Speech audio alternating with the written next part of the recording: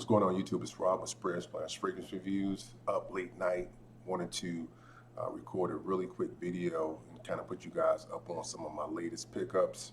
If you're interested in finding out what those fragrances are, please stay tuned.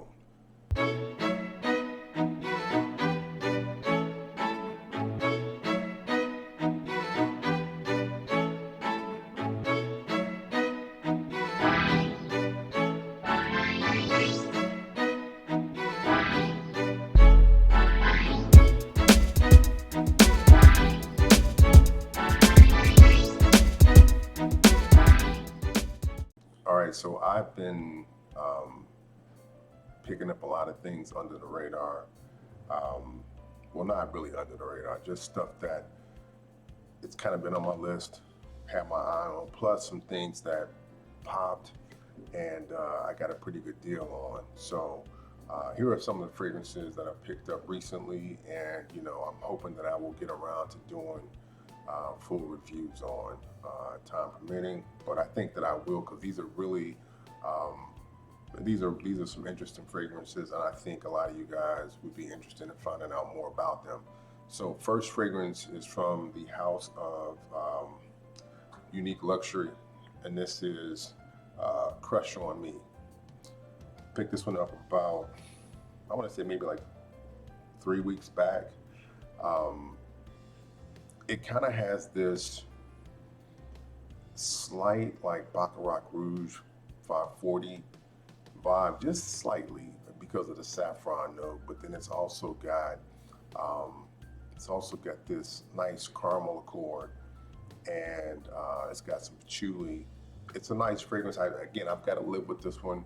I haven't given it a full wearing. I've just been like doing testing, but I think it's going to be one that I like.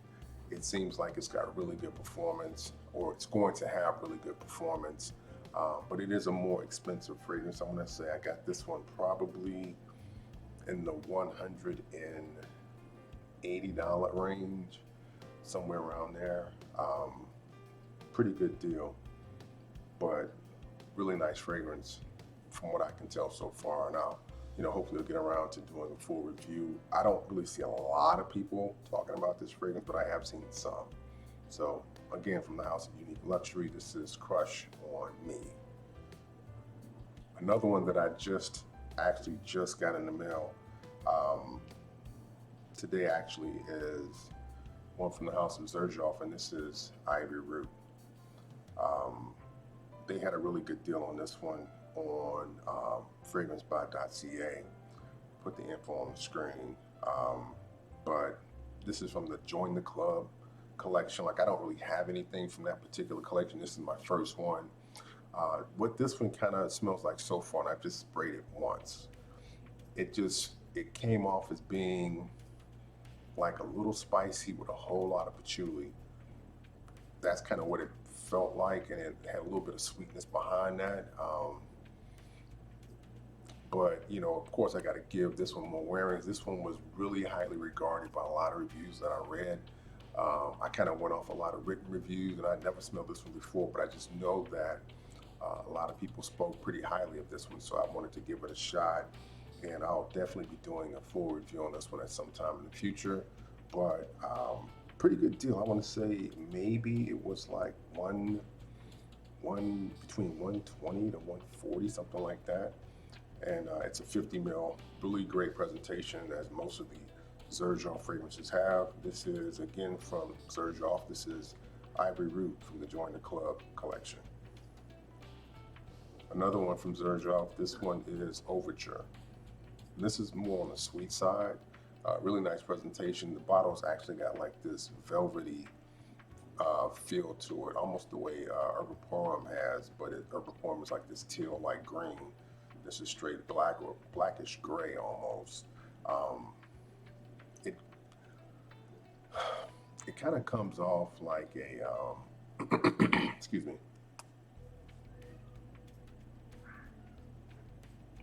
It's like this really sweet, ambery almost, but not quite, with like this floral that kind of feels like it's a rose. in the background. I sprayed it only once. This one came in with Join the Club, Ivory Root, and it seems like it's a really nice fragrance. It leans, it's unisex.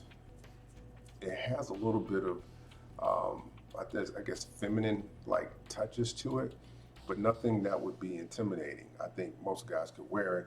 It's just I think it's going to be a fragrance, honestly, that will attract the attention of women. I mean, so if you're dressed to impress and confident, I think that this would turn women's heads. I honestly do. So, but again, I can't really speak too much in detail. It's brand new to me, but again, I hope to do a review on this one in the near future. This one is Overture by Xerjoff. I'm sorry for the AC just kicking on. Um, I think you'll kind of notice a theme. Uh, these are pretty much all niche fragrances except for one. So it's not that I'm like not buying designer fragrances, but I just feel like right now I'm kind of in a phase where I'm just picking up, I'm doing more exploring on that side of the fence. And I don't really like to, it's not a big deal to me. I don't really make make differences between niche and designer or indie or what have you. But it's just like I feel like right now I'm kind of in the middle of getting a lot of niche fragrances. So um, I finally picked up one that was on my list, and this is, I believe it's pronounced Rosendale Mateo. This is number 5. This is like a floral musk, with like an ambery floral musk fragrance. I like this one. This is one of those fragrances that actually smell better in the air than it does really up close. Um, it reminds me of Minotaur by Pablo Picasso. Reminds me of, doesn't smell like it, it reminds me of that fragrance. Uh, Much higher quality, but something about the way, the, the style of it kind of reminds me of Pablo Picasso. Um, it Minotaur. It's something about that like ambery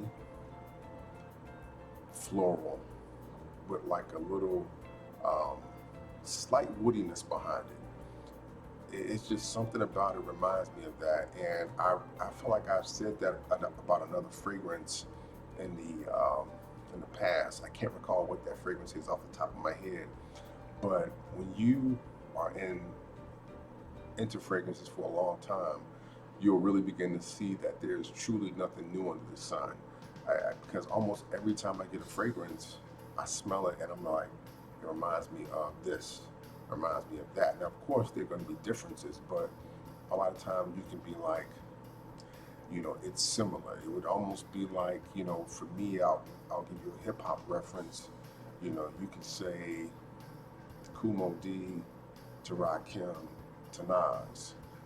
The different rhymes, but you can definitely see that each rhyme influenced the next. The Kumo D to Rakim is one that people don't really talk about a lot, but I think Kumo D influenced Rakim, um, and definitely Rakim influenced Nas. They rhyme different, but their styles are kind of similar.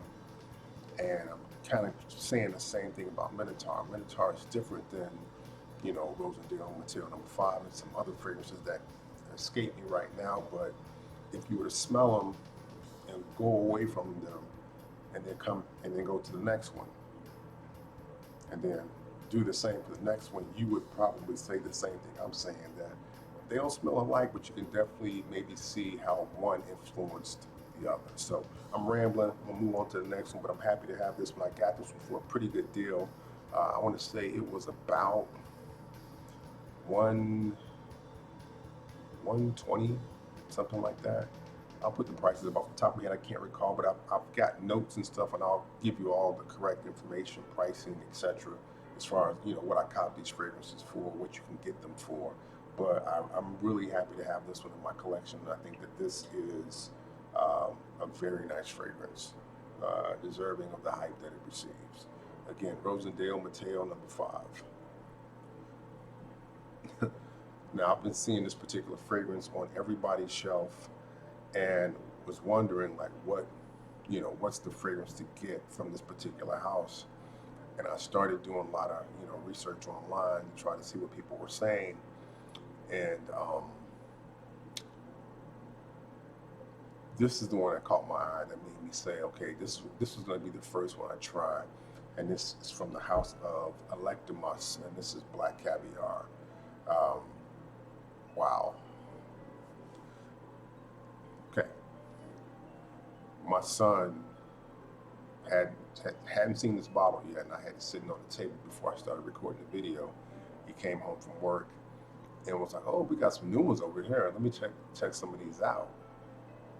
And he picked the fragrance up, and I heard him say, "Man, this one smells good." And I said, "Which one is that?" He said, "Black Caviar." And I was like, I knew it. I knew that was going to be the one that you were going to gravitate to. And again, he is 18.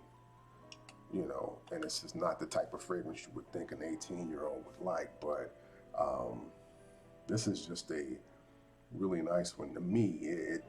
It's Black Caviar, which I'm a note I'm not really that familiar with, but then it's kind of got this um, piney,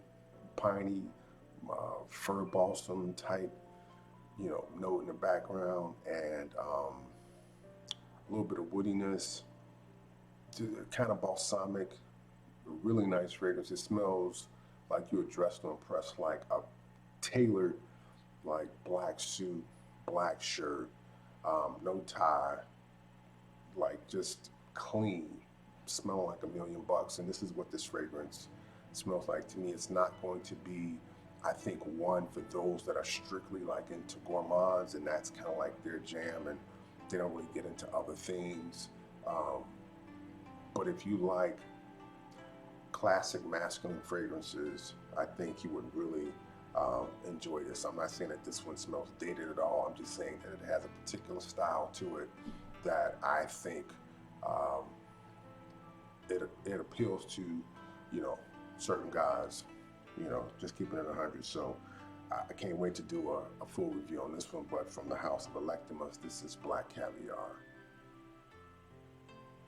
Next one is from house. This is my first fragrance from this particular house, and this is from Olfactive Studios, and this is Panorama.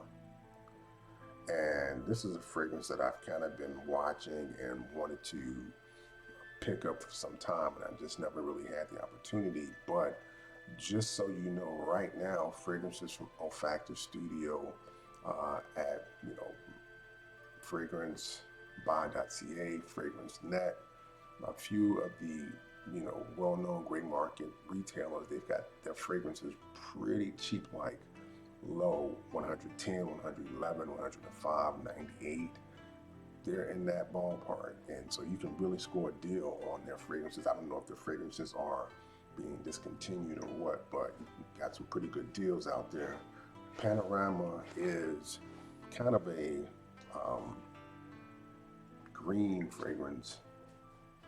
It's kind of got like classic stylings, and that's my cat in the litter box. You can probably hear that litter box sound effects. I didn't put that in the video. That's coming from the cat. But it's green, kind of classic stylings again. It's got this wasabi note in the background. I'm not really big on wasabi. I've had it a couple times. I know it's kind of like pungent. This isn't a pungent fragrance, but it definitely has what can I say? It's almost like a fougere-ish type fragrance, but not quite. It's different. It's not like a crazy like left field fragrance at all. Um, it's pretty tame actually, but it's not something that I think it's going to appeal to everybody. It's unique. I need more time to live with it, and I've only had this one for like a week, and I'm gonna definitely do a full review on this fragrance when I have time to give it a full wearing and really test it out. But I'm really excited to have this one from the House of Olfactive Studios. This is Panorama, and it's got a really nice presentation. Last niche fragrance is from the House of Javoy, and this is psychedelic.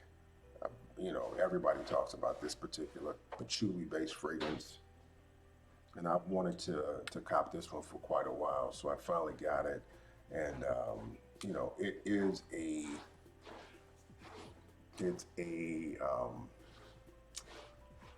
classic patchouli. It's really earthy, but once you get past the opening, it kind of gets it's really like this chocolatey kind of sweet patchouli, but it's not like too sweet. I think it's definitely one that is sneaky.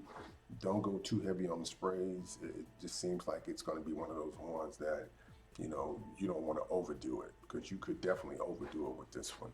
Um, I'll definitely do a review on this one at some point, but it's one that a lot of people speak very highly of. And I've got a couple other really nice patchouli fragrances, and I think I'm cool on patchouli. I've got like three really nice ones, plus this one, so I'm good. But again, from the House of Javoy, this is psychedelic. Last but not least is one from the House of Hermes, and this is H24 EDP. I've got the EDT, and I think I am one of the few people on YouTube that really enjoyed the original EDT. I know a lot of people were disappointed. I think because they had the they had the hangover of the prior. I'm drawing a freaking blank right now by Hermes that everybody loved. The citrus, the musky citrus fragrance that everybody loved, and I actually have Terre de Hermes. Terre de Hermes. I've got Terre de Hermes, the vetiver version of it. Um, but I know everybody really loves that fragrance, and I think people were thinking or expecting something groundbreaking like that, so to speak. And I don't think people really were jobbing with this one too much, but I really enjoyed it. I love the sweetness in the opening with the bright citrus, and then how it kind of turned into like this woody, almost like pencil shaving smell, slightly metallic. I know a lot of folks didn't like that.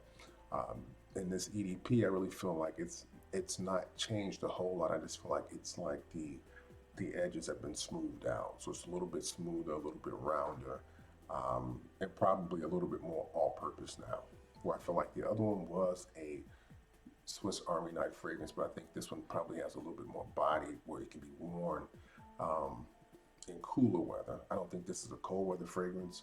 You can definitely wear it, especially if you're going to be in a climate controlled environment. But you know, I just think that this one probably has a little bit more polished feel to it than the original EDT. But I mean, you might like those elements in the EDT. So, but you know, another one that I've added, and maybe I'll do a full comparison to go EDT versus the EDP in the future. But again, from the House of Hermes, this is H24. Guys, I thank you so much for checking out this quick rundown of my latest pickups. More content coming soon. Until then, you guys take care of yourself, be safe, and I will talk to you soon. Later.